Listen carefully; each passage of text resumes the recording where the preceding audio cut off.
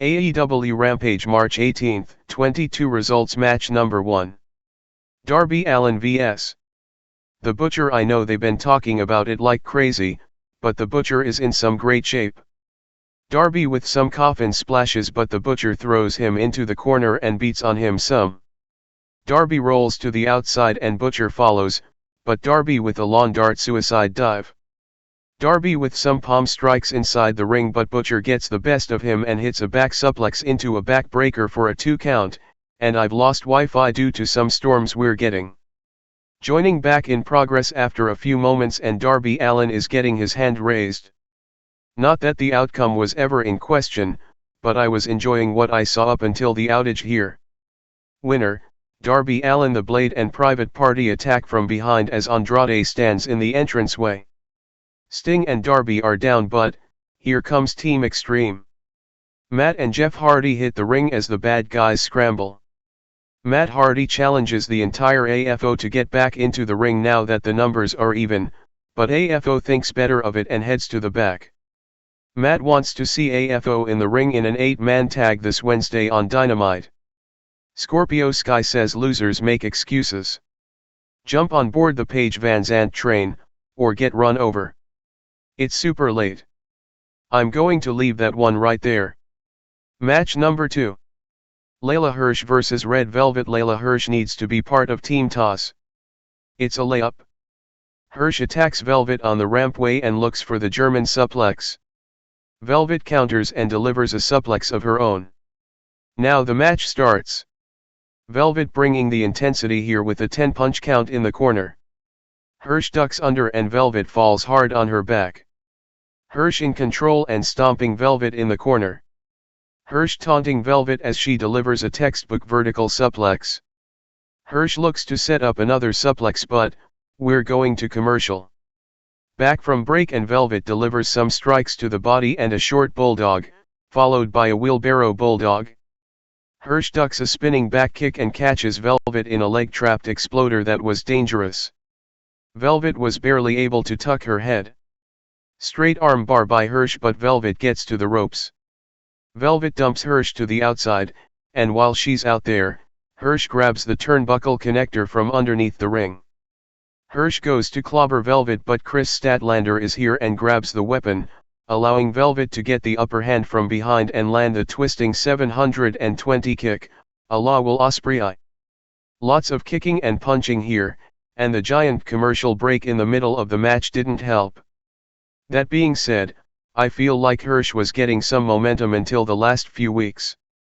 Winner, Red Velvet. Chris Statlander doesn't look like the galaxy's greatest alien anymore, as she's dressed in all black and looks a lot more serious. Statlander did still celebrate with Red Velvet, however. Match number 3. House of Black vs Bear Country and Fuego del Sol. Malakai starts hot and he's taking on all 3 opponents at the same time, and without issue. Matthews is in with some combination strikes to Bronson and a quick tag back to King. King is in and levels Bronson, but Fuego made the tag. Fuego off the top and he eats a forearm from Brody to the face. Brutal. Fuego rolls out and Bear Boulder is in, and he's a big fella. The entire House of Black stands across from Bronson as they team up with strikes to remove him. Fuego is back in and he's a house of fire.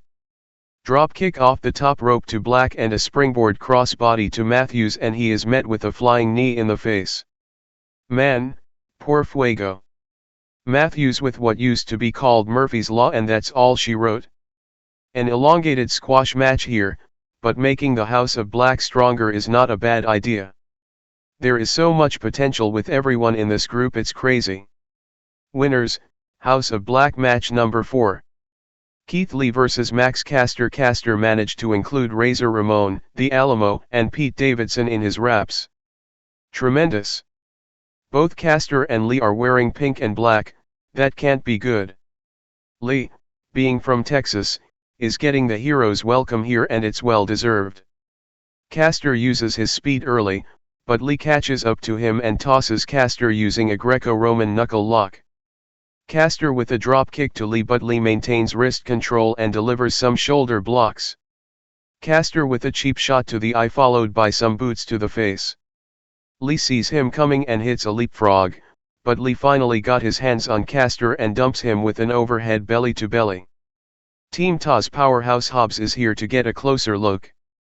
On the outside now and Lee delivers a two-handed chop to Caster followed up by some headbutts.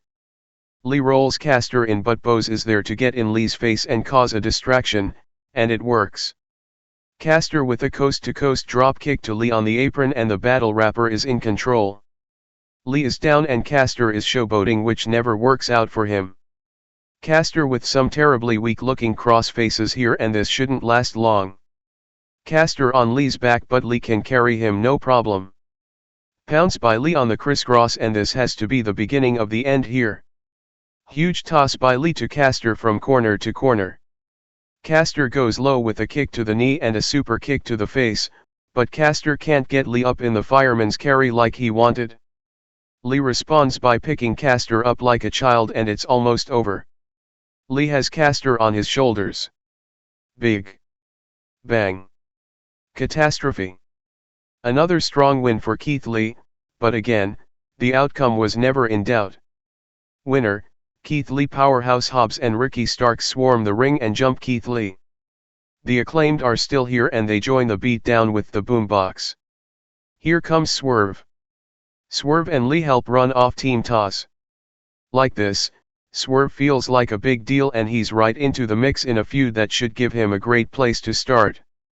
Swerve and Lee embrace as we go off the air.